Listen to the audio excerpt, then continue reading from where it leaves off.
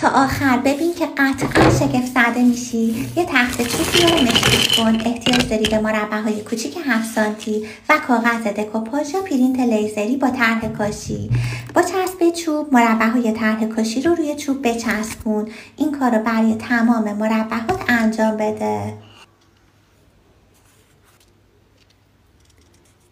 گرچه تا همینجاش هم قشنگه، اما قطعا نکته جادویش رزینه. رزین جذاب و براق تو روی تمام سطح مربعات بریز.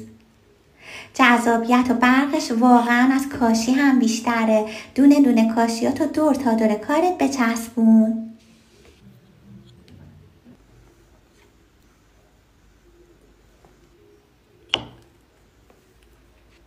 وسط کارتو چسب آکواریوم بزن و آینه روش قرار بده.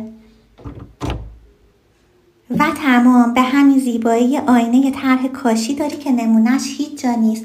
اگه رزین بلد نیستی اصلا نگران نباش. کلمه کاشی رو برام کامنت کن تا جایگزین ساده و راحت و جذابش رو بهت بگم.